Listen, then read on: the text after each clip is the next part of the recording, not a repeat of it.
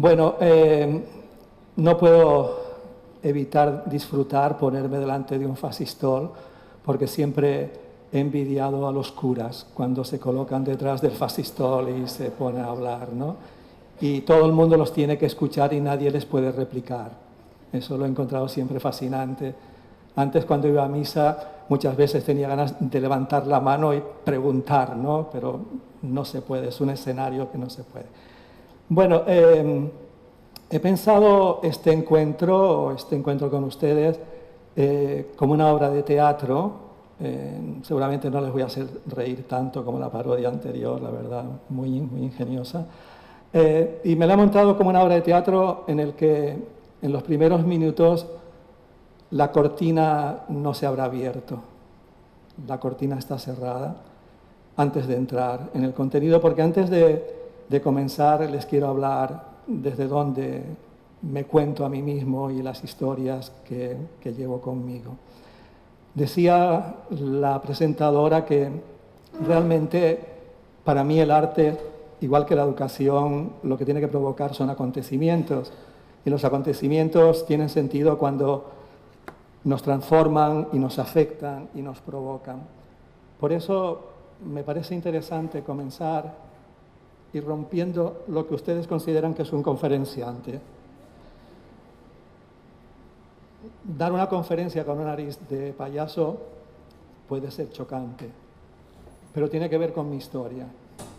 Esta nariz me la regaló una estudiante de doctorado, Melissa Lima, que es una payasa, y a la cual le dirigí su tesis doctoral sobre la payasería femenina. Una de las cosas que caracteriza a mi trabajo en la universidad, luego les contaré cosas fuera de la universidad, es que intento utilizar métodos artísticos para hacer investigación en la academia. Y eso es algo que sorprende mucho a la gente. Plantearse en la universidad hacer una tesis sobre la payasería femenina en la mayor parte de las facultades y las universidades es una herejía.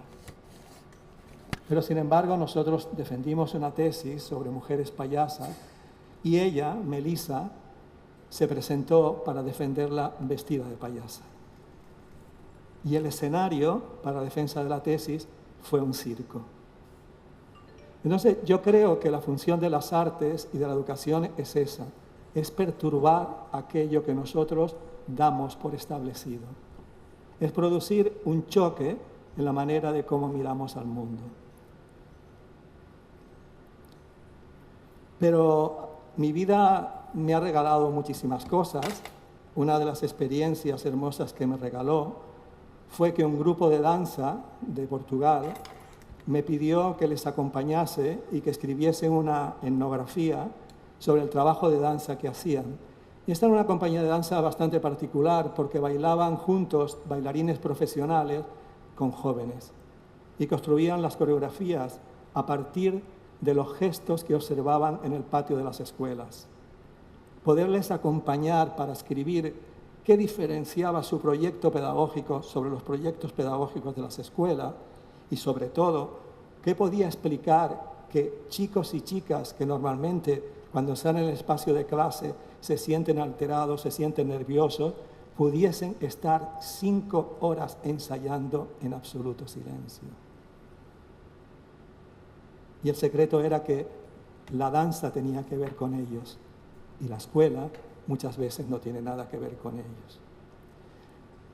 Otro regalo que me ha hecho la vida fue, durante 4 años estuve trabajando con músicos profesionales en Valencia que querían hacer sus tesis doctorales. Y la herejía que yo les planteaba era que hiciesen sus investigaciones sobre su práctica performativa como músicos. Y que creyeran que su trabajo como músicos podría realmente generar un conocimiento y un saber que podría ser útil para otras personas.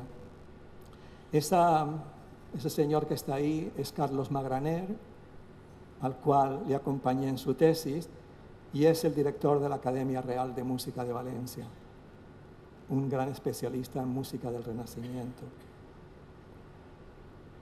Hay grupos de música de los que soy fans por el proyecto pedagógico que encierran, y uno de ellos, y les animo a que entren en YouTube y los busquen, es la Jazz Band de Sant Andreu, dirigida por Chamorro. Es uno de los proyectos más emocionantes que he visto, de algo que comienza como proyecto educativo, y la Jazz Band ahora participa en festivales de jazz, etcétera, y comienzan a tocar desde los 11 años. Entonces eso para mí es un proyecto que cuando nos educa nos transforma. También he tenido la oportunidad durante 4 años de estar en el consejo asesor de la Fundación Gulbenkian de Portugal, en Lisboa, que seguramente es una de las instituciones que tiene un proyecto en relación con las artes, también con la lectura, muy interesante. No hablan de animación, porque cuando oigo animación a la lectura me suena a programa de Telecinco, pero sí que tienen dentro de sus múltiples proyectos, tienen un proyecto que se llama Days per Days, del que luego en el taller hablaremos, y es un proyecto en el que ponen a trabajar juntos en el aula a profesores de secundaria con artistas. Y ese proyecto lo he seguido porque me interesa especialmente, y de lo que se trata es, por ejemplo, enseñar derivadas a partir de la danza, enseñar historia a partir de la lengua o enseñar física a partir de la música, transformando la clase en un acto performativo. Y ese es un tema que me interesa profundamente, por lo que luego veremos esta tarde. Si me apagan la luz no puedo ver el texto, pero bueno, sigo. Ya puestos, no pasa nada. Ya puesto, no pasa nada. Entonces, me voy a por aquí porque... Así, aquí veo, sí, sí. Entonces, después de esta entrada, decirles que realmente en mi trayectoria lo más interesante que me pasó fue el día, yo trabajaba en un psicopedagógico al lado de Barcelona, en Espluga, en el momento que la educación se pensaba que podía ser municipal y no controlada por las consejerías, que tenía que organizarse a partir de lo próximo, algo en lo que sigo creyendo, y donde, bueno, pusimos en marcha muchas de las innovaciones que luego se extendieron por todo el Estado, como los rincones, las aulas taller, todo ese tipo de cosas dentro de las escuelas. También fuimos la primera institución pública que fue a Reggio Emilia, fuimos en autobús para conocer Reggio Emilia, cuando Reggio Emilia era un proyecto político-pedagógico y no como lo han convertido en Harvard, una multinacional. Y bueno, en esa experiencia yo estaba trabajando, estaba haciendo la tesis sobre un tema muy exótico, que era psicología ecológica, una cosa que era muy exótica. Siempre me han gustado las cosas exóticas. Y entonces, bueno, la Escuela de Bellas Artes se había transformado en Facultad de Bellas Artes y me plantearon que, bueno, que si quería ir a dar Psicología del Arte. Nunca había estudiado Psicología del Arte y no tenía más conocimiento de las artes que algo de una persona de una cultura y una curiosidad interesada, pero bueno, entrar en la facultad realmente cambió mi sentido y mi relación con la vida y con las artes. Y además en la facultad me di cuenta que la educación de las artes en las escuelas y en los institutos no le interesaba a casi nadie. Entonces, como me encantan las causas perdidas, me dije, pues me voy a dedicar a la educación de las artes. Y entonces, bueno, es una de las muchas cosas que hago y, bueno, y creo que a lo largo de mi historia, como verán ahora, he hecho algunas aportaciones interesantes en este campo o que al menos a algunas personas les ha servido. Entonces, dicho esto, este es el título de la conferencia, Escenarios para la educación desde las artes. Vamos a levantar el telón y lo vamos a levantar con una pregunta. La pregunta es, ¿qué queremos que nos pase hoy? Cuando trabajo con un grupo de educadores, cuando trabajo con cualquier colectivo, la pregunta inicial siempre es la misma, ¿qué queremos que nos pase hoy? Porque si no vamos al lugar para que nos pase algo, no nos va a transformar. Y cuando he trabajado con gente de secundaria, también se lo he planteado, ¿qué queremos que nos pase hoy? ¿Qué quieren que les pase hoy a ustedes? Pero también una cosa que me planteo y por eso me parece fundamental, es lo que hay no sé cómo llamarlo, un inglés que se llama Tino Sehgal, que tiene un tipo de propuestas en el campo de las artes, no sé si a él le gustaría en el campo, que se llame en el campo de las artes, un tipo de propuestas que realmente perturba. Y entonces, si yo dijera lo que espero que me pase hoy, es que me gustaría ser perturbado, porque solo cuando eres perturbado aprendes, y aprendes de manera real, no de manera superficial. Entonces, Tino Sehgal hace unas propuestas que cuestiona qué es un artista, que cuestiona qué es el arte, que cuestiona qué es un museo, que cuestiona qué es una bienal. Esto que les pongo fue lo que Tino Sehgal, y además nunca él se presenta, nunca se le ve. Por lo tanto, elude esa idea del artista que se tiene que mostrar y exhibir. Entonces, esto yo lo vi en la Bienal de Venecia del 2013, y era una persona moviendo su cuerpo, y los que pasábamos nos podíamos sentar, acercarnos, porque lo que importaba era la relación que llegábamos a construir. Y iba cambiando el que se movía, e iba cambiando los encuentros. Pero el trabajo suyo que me impresionó más fue el que quedó finalista del Turner Prize, que es el premio de pintura de arte contemporáneo más importante que hay en Inglaterra, y lo que él presentó como premio fue esto, para el premio fue esto, una sala vacía.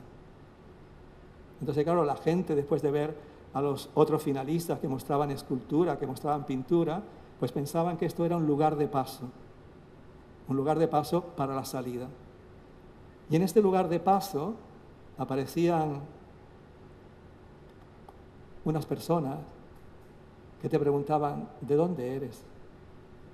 ¿Qué está pasando en tu país? ¿Cómo está la situación política? ¿Cómo se está superando la crisis? Hay mucha gente que se lo está pasando mal. Y entonces la gente se quedaba completamente parada, decía, pero ¿esto es arte? Y entonces, es lo que se plantea, y yo me lo planteo también, que arte es aquello que nos perturba, que nos sorprende, y por eso nos permite aprender.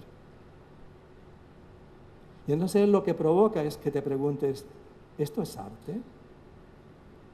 ¿Esto tiene que ver conmigo? ¿No tiene que ver conmigo? Y este es realmente el sentido de su propuesta.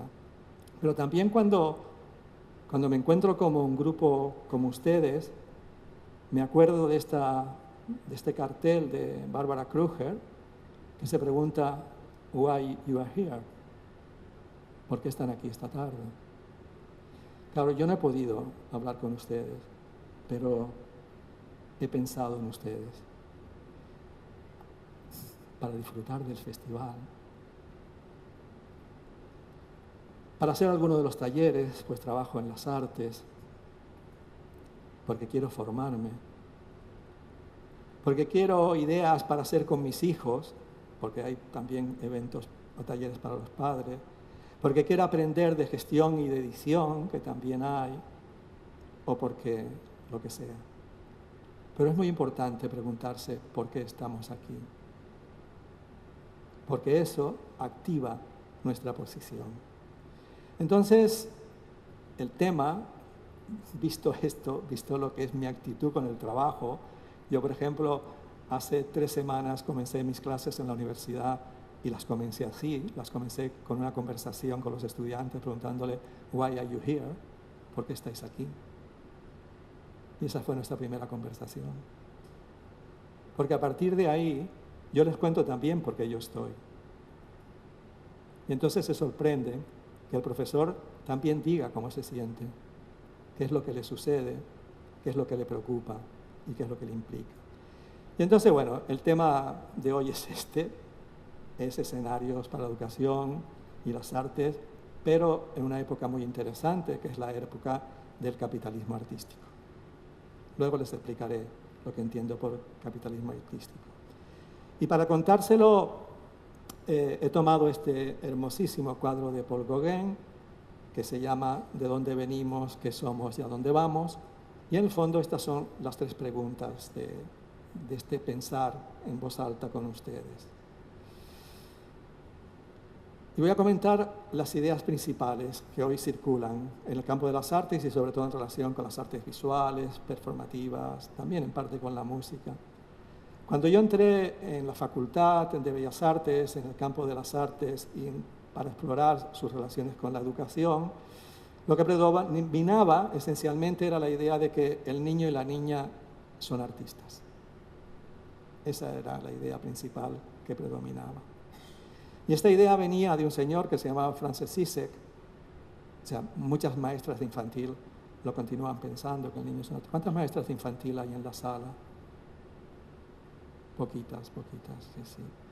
O sea, sienten que esto no es para ellas. Felicidades por haber venido.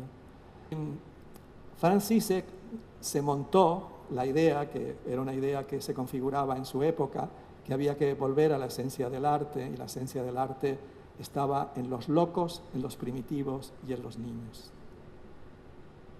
Y entonces, pues él comenzó a plantearse que todo niño era un artista. Y por eso, por esta época, cuando él nació, también estaba en el aire, pues, por ejemplo, este cuadro de Auguste Gimberg, que se llama El Petit Talent. La idea de que desde pequeño, artista se nace, ¿no? Pero también que la creatividad es innata. Luego viene la sociedad en estos muy rusonianos y los reprimimos. Sobre todo, esto es muy importante, los reprimimos cuando llega la lectura y la escritura. En ese momento se acabó.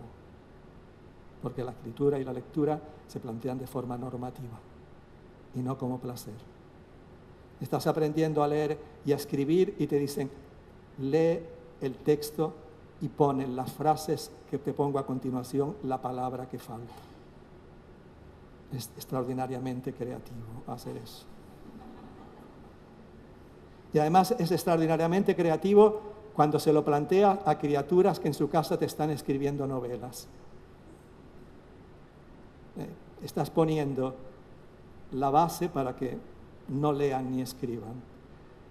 Y entonces aquí se inventa algo que es muy importante, se inventa la idea del niño y de la niña como artista.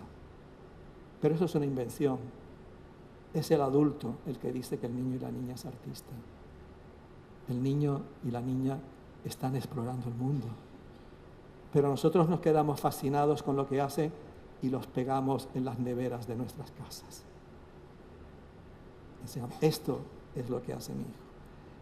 Entonces, cuando yo entré, lo que estaba más de moda era que el arte era la expresión del mundo interior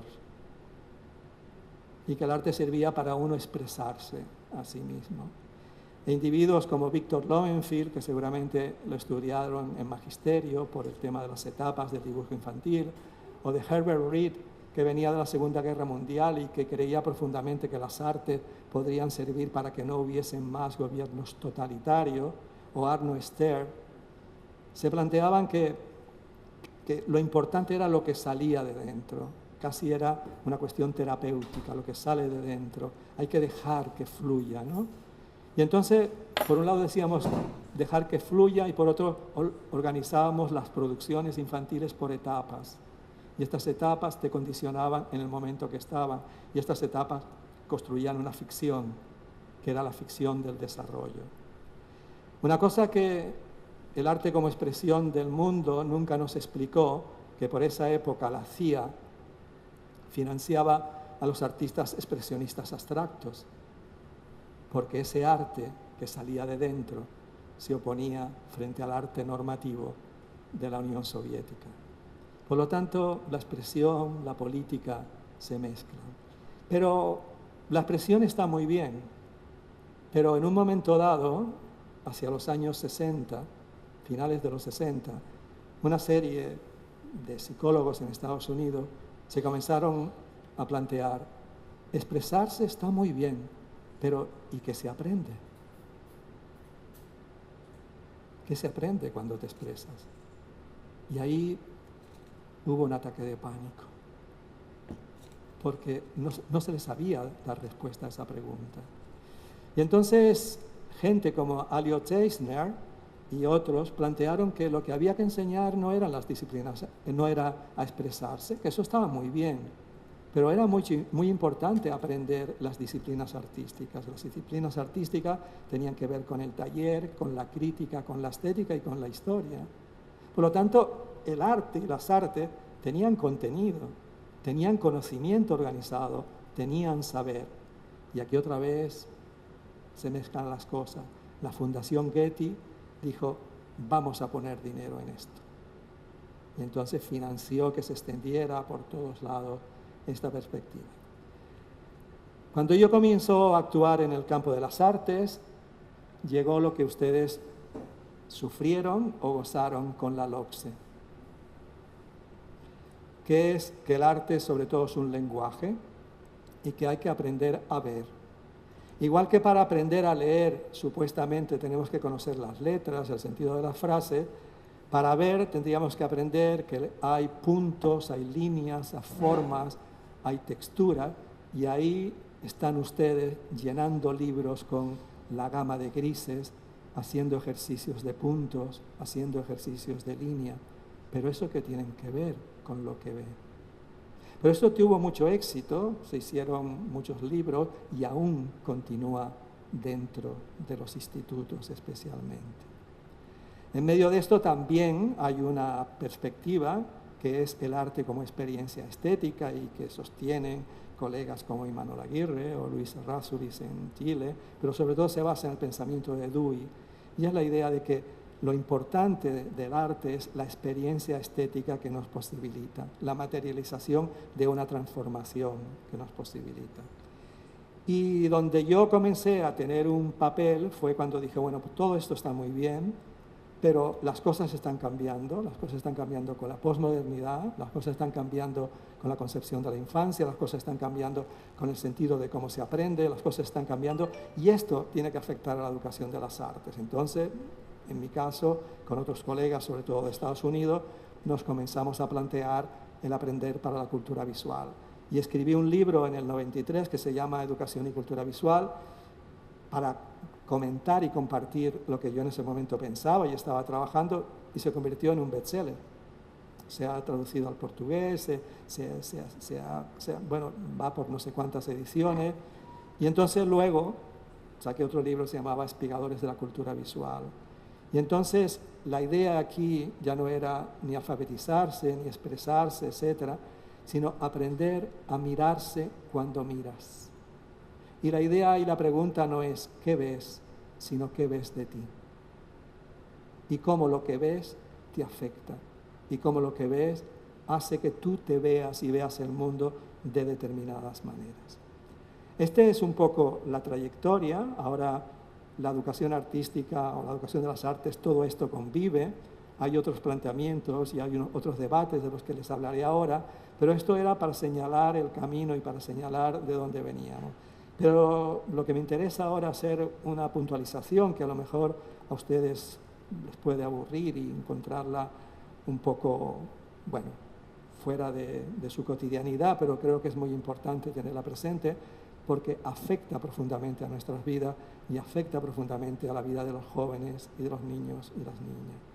Y es la estetización del mundo, es la era del capitalismo artístico. Es muy interesante esta transformación del logo de Coca-Cola en Enjoy Capitalism. Porque en el fondo Coca-Cola lo que vende es un modo de entender el capitalismo. Y Lipovetsky y Jean Serrault, en este libro que salió en 2015, precisamente reflexionan sobre este fenómeno y las consecuencias que tiene.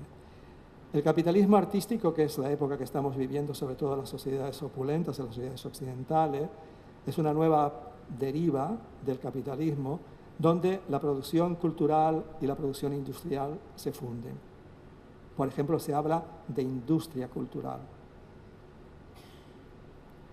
Una de las características de este capitalismo es que la economía y la estética tienden a hibridarse.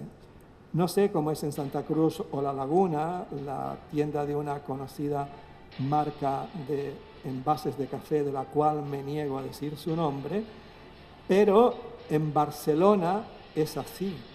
Y cuando la ves desde el Paseo de Gracia, no sabes qué es lo que venden dentro, porque es una absoluta estetización.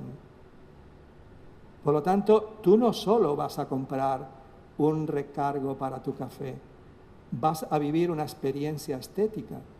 Por lo tanto, la fusión entre estética y economía tienden a hibridarse. Pero además, como señala este trabajo también de Barbara Kroger, I shop, luego I am, o sea, voy de compras, luego soy, compro, luego existo. También el capitalismo artístico genera un giro estético en los modos de producción y en los modos de distribución. Es decir, para comprar las cosas te tienen que llamar la atención estéticamente. Por eso me pareció muy interesante esta fusión que hace Jeff Koons, que en estos momentos es el artista vivo que su obra se paga más millones, con Lady Gaga. Y cómo Lady Gaga pasa a ser objeto de su obra. Pero ¿qué es lo que nos interesa? Que el arte actual ya no es para la religión, ni para los príncipes, incluso ni para la acción política, es para el mercado y es para los públicos. Y el capitalismo artístico, y estos son producciones del artista más millonario que hay en estos momentos, que es Damien Hirst, y precisamente produce objetos para el consumo y vincularlo con la moda. El capitalismo artístico lo que persigue es mezclar el arte y la industria, el comercio, la diversión, el ocio, la moda y la comunicación. Y ahí incide nuestro trabajo. Y ahí incide el trabajo de los chicos y las chicas. Esta mañana estuve en una sesión donde había unos 250 estudiantes de tercero y cuarto de ESO y me interesaba mucho su estetización, me interesaba mucho cómo ellos se presentan y cómo ellos se muestran.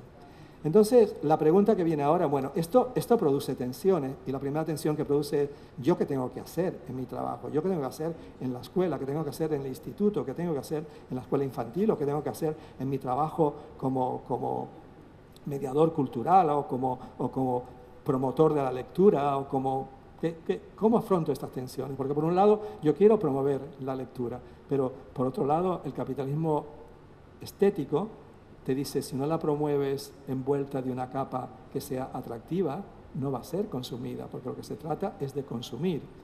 Entonces, ¿cómo afrontar estas tensiones? En el caso español, esta tensión se ha resuelto muy fácilmente. Las artes salen del currículum y además salen de la escuela. Y como señaló el señor Ware, salen de la escuela porque distraen. Distraen de lo importante. ¿Y qué es lo importante? Preparar un niño, una niña, un joven para que sea esclavo de sí mismo. Para que sea eso que está en estos momentos tan presente, que sea emprendedor.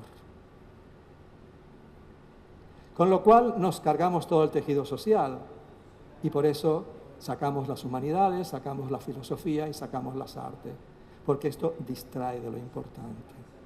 Pero también las sacamos porque no son evaluadas por PISA. Me reuní con una persona de la OCDE y le dije, ¿cuánto dinero pedís para que las artes se evalúen en PISA?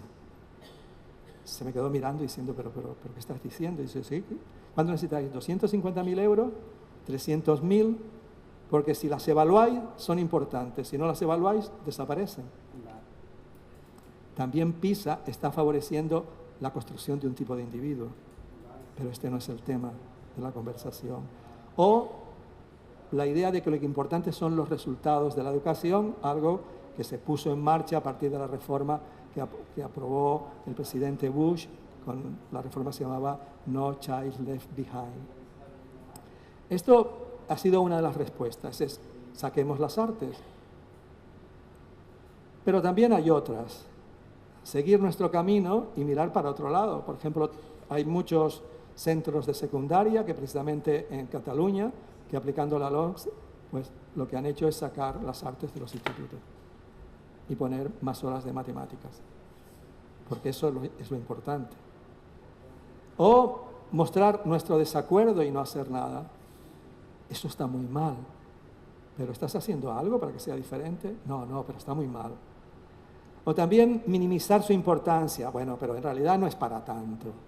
Es verdad, en la escuela las artes van desapareciendo, pero fuera, pues centros como el TEA o otros centros en otras ciudades y pueblos hacen mucho trabajo artístico. Sí, pero desaparecen de la escuela.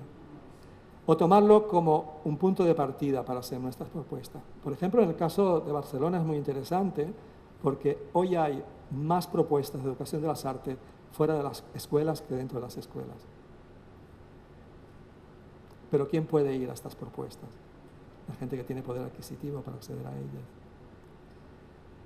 Entonces, hoy, aunque esto es paradójico, hoy más que nunca, las artes fuera de la escuela están en proyectos sociales, están en proyectos de mediación, están en proyectos de empoderamiento con gente de todos los sectores, de todos los públicos, y además como forma de expansión, de expandir el sentido de aprender. Además, hoy las artes en la educación se extienden fuera, desde el DIY hasta lo tú mismo, el diseño colaborativo, que es una línea muy interesante que estamos trabajando en alguna escuela, los libros ilustrados, las acciones como Danza Ara, que verán luego una imagen, o el programa de danza para todos que existe también en Tenerife, o los talleres de música para todos, el ejemplo del programa de Venezuela y los programas que se están extendiendo en otros países. Y sobre todo, mediante un movimiento que es muy interesante en este momento y que no sé si en Tenerife está presente, que es el movimiento del arte para la justicia social.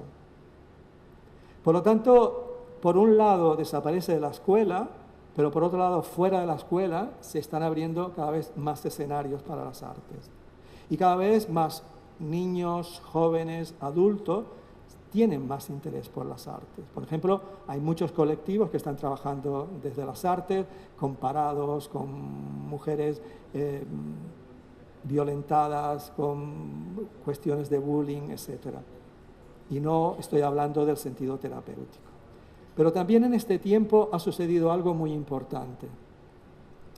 Y es que se produjo lo que en inglés se denominó a pedagogical turn, un giro pedagógico. Este giro pedagógico fue formulado por esta señora que ven ahí, se llama Iris Rogoff, y se planteó que estaba sucediendo algo que era en las prácticas artísticas se estaba volviendo a lo pedagógico. Y lo pedagógico no es lo educativo, no es lo que hacemos en la escuela, no es lo que han secuestrado las facultades de educación. Lo pedagógico es cualquier práctica social que configura una mirada sobre uno mismo y sobre el mundo. Eso es pedagógico. La distribución de esta sala es pedagógica.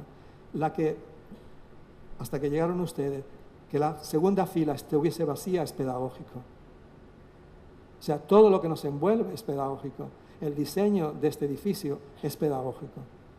¿Por qué? Porque nos lleva y nos coloca en un lugar y en una forma.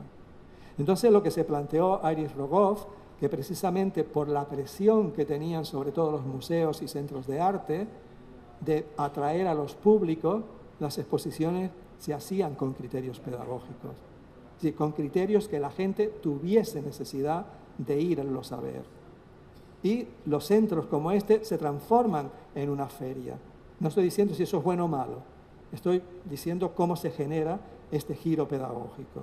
Y entonces, personas como por ejemplo el director del Reina Sofía, Manuel Borja Viler, o la que era hasta ahora la directora de la Tapies en Barcelona, dice: uno de los objetivos del museo en el futuro, favorecer una pluralidad de voces, un espacio colectivo que no sea rígido ni jerárquico, cuya legitimidad no venga determinada por el grado de complejidad institucional. Estas personas tienen que ir a otro sitio a las 6 y por eso se marchan, no se marchan porque estén aburriéndose.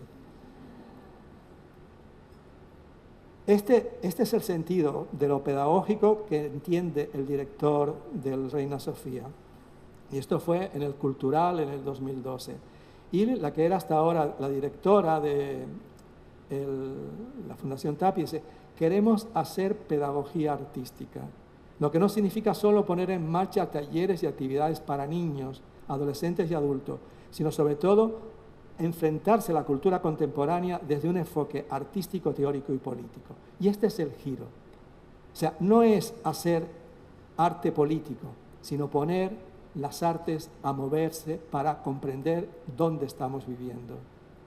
Agitar las artes como una manera de que remueva la normalidad y la cotidianidad de lo que estamos haciendo. Y continúa diciendo, no habrá rupturas porque es importante seguir la narratividad de un espacio cultural, pero sí vamos a hablar de cosas que no se hablan. Vamos a mirar autores que no se hablan. Por ejemplo, a mí hay una de las experiencias museísticas que me interesan más en Europa, es la experiencia de los museos públicos en Liverpool. Conocí al director y tenía muy claro, dice, mis instituciones son para favorecer la democracia. Y una forma de favorecer la democracia es que entren proyectos de gente que nunca ha tenido un papel social para las artes. Y por ejemplo hicieron una exposición que me pareció magnífica, que era sobre marineros gays en la Armada Británica. O sea, un tema de lo que no se habla. O Liverpool como puerto de esclavos, porque los barcos que iban a recoger los esclavos salían de Liverpool. Entonces es usar las artes para comenzar a hablar de aquello que no se habla y hacerlo artísticamente. Y eso es lo que podemos hacer en nuestros centros. Usar las artes para hablar de la cotidianidad, de la ciencia, de la física, etcétera, artísticamente, con el cuerpo, con lo visual, con la fotografía, con el teatro, con las palabras. Por eso me gustó mucho lo que encontré en una feria en Cambridge, que hablaba del Museum of Everyday Life, el Museo de la Vida Diaria. Yo creo que sería un proyecto hermosísimo en cada escuela hacer un museo de la vida diaria y transformar la vida diaria en un proyecto expositivo. Por ejemplo, nosotros vamos a comenzar ahora un proyecto sobre qué significa hoy la experiencia de ser niño y niña, y el primer trabajo que vamos a hacer es pedirle a los niños y a las niñas que fotografíen todos los objetos que tienen en su habitación. Y esos objetos los vamos a transformar en material de una exposición, para ver cómo el universo de imágenes que les rodea es lo que está haciendo que sean un determinado tipo de niños y niñas. A partir de aquí hay otros lugares para mirar, como hoy no hay una tendencia que domine en el campo de las artes, conviven. Hay nuevos nombres muy interesantes para pensar el papel de las artes en la educación, como Atkinson, como Biesta, que son nombres que mucha gente no conoce. Hay nuevas maneras de asumir el papel de las artes en la investigación. Por ejemplo, una de las cosas que yo trabajo más en Barcelona es cómo usar métodos artísticos para hacer investigación científica e investigación social.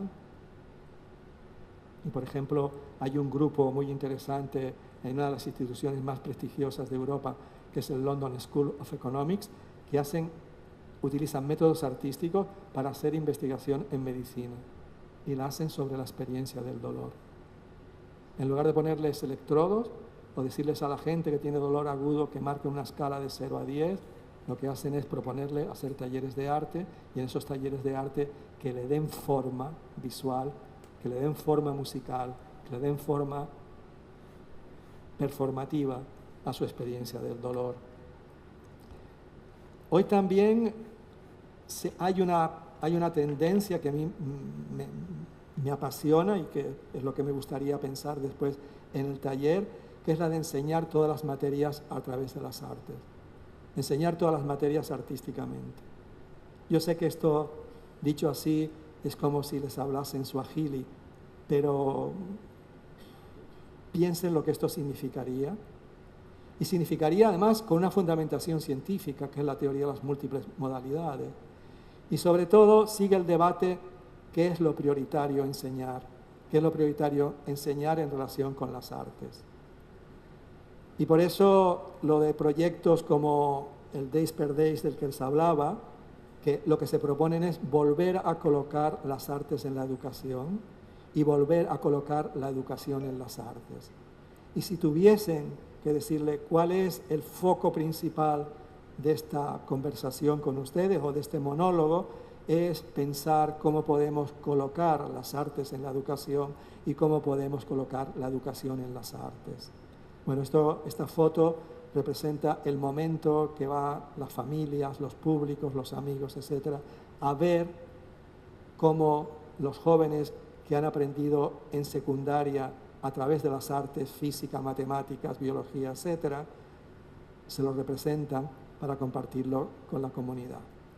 Pero para abordar esto tenemos que afrontar primero una cuestión que es muy importante, y algunos educadores de arte que están en la sala, seguro que lo que voy a contar ahora se van a sentir identificados y dirán, yo esto lo he hecho, que es cuestionar que las artes tienen que estar en la educación porque son útiles.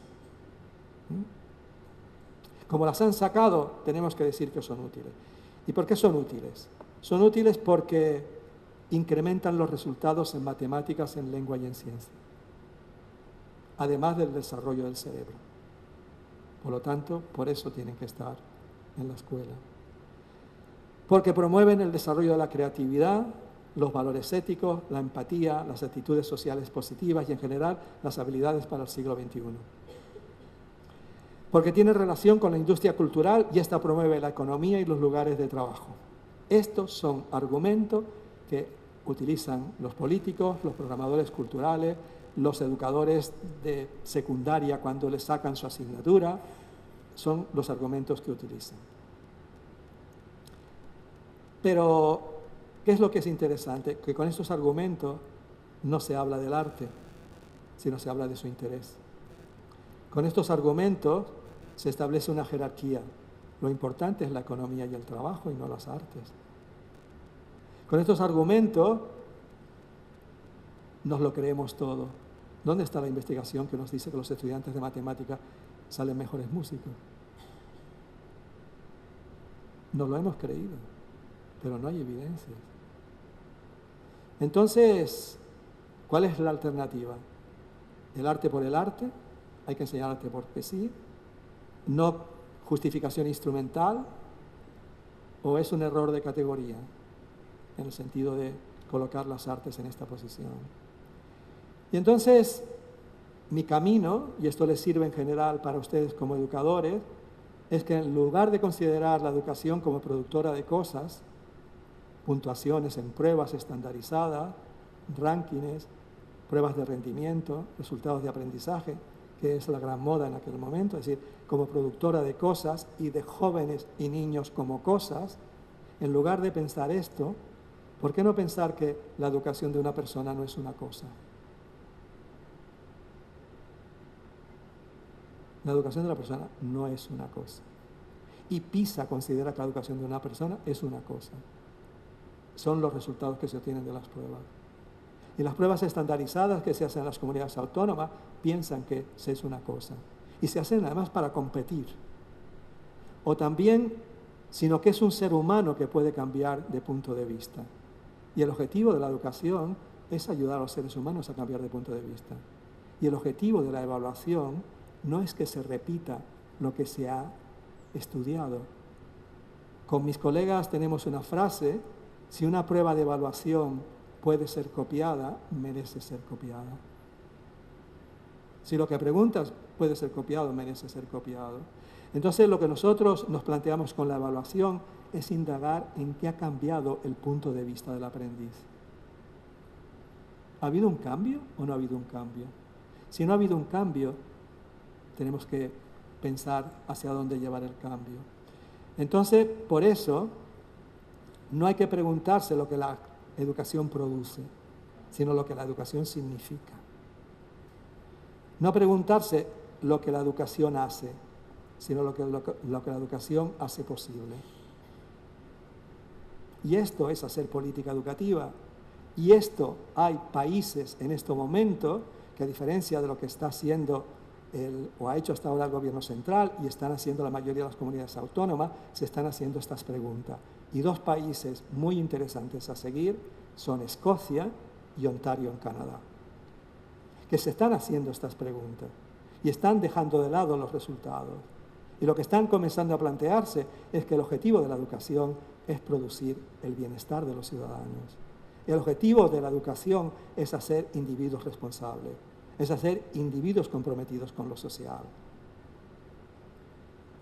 Entonces, dicho esto, les voy a mostrar ejemplos, que es a lo que han venido seguramente ustedes esta tarde.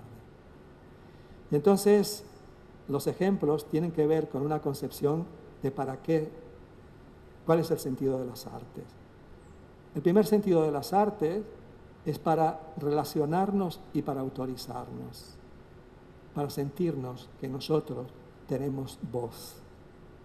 Todo lo que van a ver son o trabajos en los que participo o trabajos en los que formo parte, y van a ver uno de educación infantil, otro de primaria y otro de secundaria. Pero también la educación de las artes, y esto para colegas interesados en el tema de la lectura, la educación de las artes favorece maneras de conversar.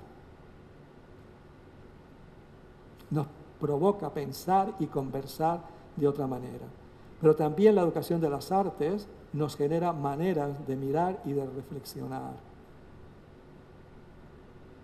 Por lo tanto, no es pintar, no es hacer trabajos manuales, pero sobre todo es generar experiencias de subjetividad. Esto es un proyecto que tenemos en una de mis clases, que es que llevamos niños y niñas a la universidad, pero no van para hacerles clase, sino para compartir cómo ellos aprenden y cómo nosotros aprendemos. Y esto era con un grupo de 4 años. Y el grupo de 4 años, que trabaja de una determinada manera en una escuela pública, compartía cómo ellos aprendían y nosotros compartíamos cómo aprendíamos. Porque lo fundamental de las artes es que los estudiantes y docentes se pueden transformar a ellos mismos y que están implicados en encuentros radicales.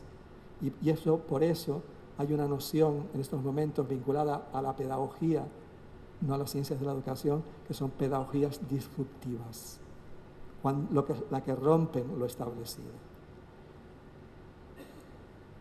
En la mayoría vamos a ver un primer ejemplo de... Bueno, se ha saltado una, no se ve muy bien. Maneras de relacionarnos con el arte contemporáneo y de aprender a partir del arte contemporáneo. Esto que van a ver es una experiencia de trabajo con niños y niñas de 2 y 3 años, a la cual se acerca el arte contemporáneo, y se acerca el arte contemporáneo a partir de autores que seguramente ustedes conocen, como Joe Spence, que es una fotógrafa que transformó, porque ya murió, su proyecto fotográfico en un proyecto de narrarse a ella misma, de narrar su infancia, de narrar su cáncer de mama, de narrar la mirada sobre el mundo. Y el otro es de Louise Bourgeois, que también, en cierta manera, buena parte de su obra es un narrarse a sí mismo. Entonces, la idea fue compartir estas experiencias con niños y niñas de 2 y 3 años. Ellos la entienden, porque contarse a sí mismo la entienden, y entonces estos niños y niñas comenzaron a hacer proyectos artísticos de autobiografías. En este caso eran cajas de vida. En este caso eran cintas de vida. Por lo tanto, podemos, a partir del arte contemporáneo, no hacer lo que Joe Spence hace, no hacer lo que Louise Bourgeois hace, sino tomar el proyecto de Louise Bourgeois y llevarlo a la relación para que los niños y las niñas aprendan a narrarse. Y luego esto es una exposición sobre objetos que tienen que ver con su autobiografía y que también se narra. Este es otro proyecto muy interesante en el cual, en una escuela con niños y niñas de 5 años, nos invitó una artista, Eugenia Balcells, a ir a ver una exposición suya que era, como pueden ver, pues estar envueltos en colores. Y era aprender a relacionarse para generar modos de conocer.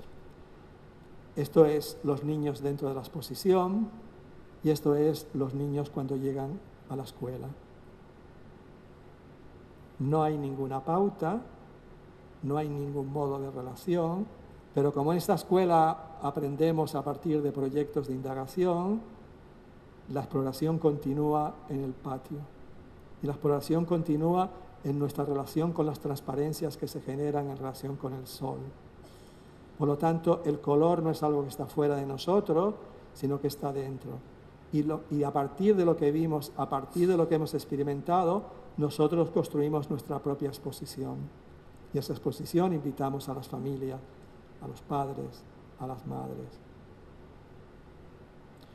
Hay un proyecto muy interesante en el Reino Unido, y ahora se ha extendido por muchos países, que se llama Room 13, que es un proyecto que lo que hicieron fue crear el estudio de un artista dentro de la escuela. Por lo tanto, no hay un aula de plástica, sino hay un estudio de un artista.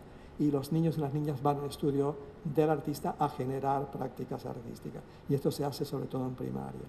Pero de un proyecto que tengo particular interés en compartir, es un proyecto hecho con chicos y chicas de la ESO, que el deseo del profesorado de secundaria era que se fuesen lo antes posible de la escuela.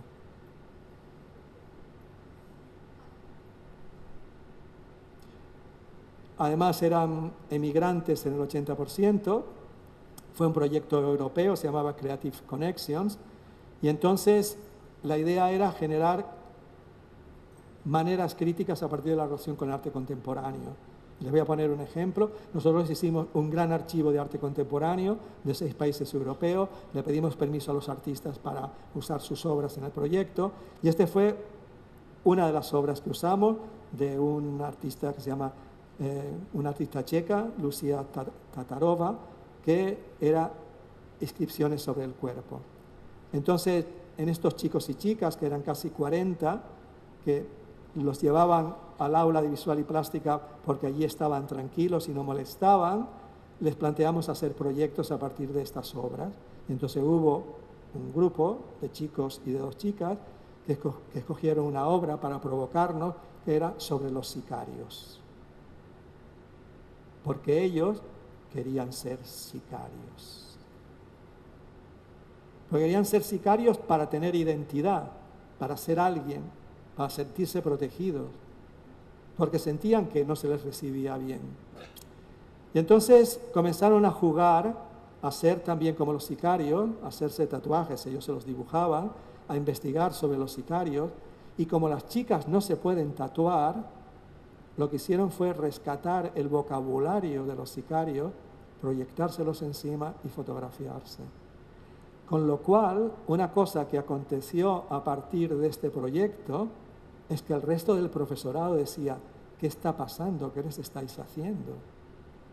Y lo más interesante fue que el 80% dijo que quería continuar estudiando, que no se quería marchar a buscarse un trabajo. ¿Y eso por qué pasó? Porque el arte sobre todo es un estado de encuentro. El arte no es hacer cosas, el arte es encontrarnos con nosotros mismos, el arte es encontrarnos con los otros. Porque el educador, también el que no hace arte, sobre todo es un creador de circunstancias. Es alguien que día a día, junto con el grupo, va creando circunstancias para que pasen cosas.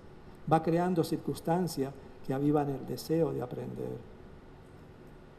Y como me decía una estudiante de máster que se formó para ser una artista realista en la Facultad de Bellas Artes, y cuando la invitamos a hacer sus prácticas en una escuela, un día llegó y dijo: me he dado cuenta que el arte te provoca cosas de verdad. Con lo cual hay muchas cosas que te provocan cosas de mentira. A partir de aquí, lo más interesante para mí, y esto también sería para la educación, es que posibiliten acontecimientos. Y un testimonio. Una de las alumnas del grupo de discusión pronuncia una frase que me hace pensar. Mucha gente piensa que la plástica es dibujar. Y yo digo: ¿habéis hecho un corto? ¿Habéis hecho teatro? ¿Y lo único que se os ocurre es que la plástica es dibujar? Sofía habla muy convencida y me explica que lo que importa de los proyectos siempre ha sido el sentido que tiene y no si queda bonito. Recuerdo que yo contesté: Estudié Bellas Artes y no fue hasta el tercer año que me di cuenta de lo que vosotros habéis aprendido en cuarto de eso. Esto encierra el sentido de lo que estoy intentando compartir. Y voy ya hacia el final. Hace un par de años se publicó este libro de un excelente divulgador, Will Goppert, que se llama Piensa como un artista. Y dentro de este libro tiene una frase, que es un proyecto artístico, que dice, "All schools should be art schools". En las escuelas de arte se enseña cómo pensar en lugar de qué pensar. Él dice, todas las escuelas deberían ser como escuelas de arte, porque las escuelas de arte, al menos a las que él fue, no necesariamente en las que nosotros trabajamos, no se enseña qué pensar, sino cómo pensar. Y esta es otra dimensión muy importante de las artes, cuando trabajas el teatro, cuando trabajas la música, es enseñar cómo pensar. Una de las cosas que yo hago es investigación basada en las artes, que es usar métodos artísticos para la investigación social. Y una de las cosas que usamos es utilizar métodos artísticos, por ejemplo, para preguntarnos qué nos fundamenta y por qué los estudiantes siempre están en silencio en las clases de la universidad, etc. Me gustaría ya ir hacia el final contándoles otra experiencia personal. Este señor que tienen aquí es Jorge Carlos de Almeida Fonseca. No lo conocen, no lo han oído nombrar, a pesar de que es el presidente de un país chiquito que está relativamente cerca de Canarias, que es Cabo Verde. Me invitaron a un congreso a Cabo Verde al que no tenía que llevar ni comunicación ni ponencia. Y yo dije, ¿y qué tengo que llevar? Si vas a un congreso y no llevas comunicación ni ponencia. Dice, tú ven. Fui y me llevaron a una comunidad, me metieron en la comunidad durante 2 días y me dijeron, tú observa, mira, habla, y luego nos reunimos para compartir lo que hemos visto. Entonces, la pregunta que queda es, ¿y ahora qué hacemos? ¿Ahora qué hacemos con todo esto? ¿Ahora qué hacemos con lo que he compartido? Yo creo que lo primero que podemos hacer es cambiar la conversación y contar otras historias. Cambiar la conversación de la queja, cambiar la conversación de no podemos, cambiar la conversación de no sabemos, cambiar y comenzar a contar otras historias. Y cuando comencemos a contar otras historias, comenzaremos a cambiar nuestro metro cuadrado. Y cuando comencemos a cambiar nuestro metro cuadrado, comenzaremos a cambiar la vida de los alumnos, la vida de las familias en nuestras vidas. Y viviremos en un mundo más humano. Gracias.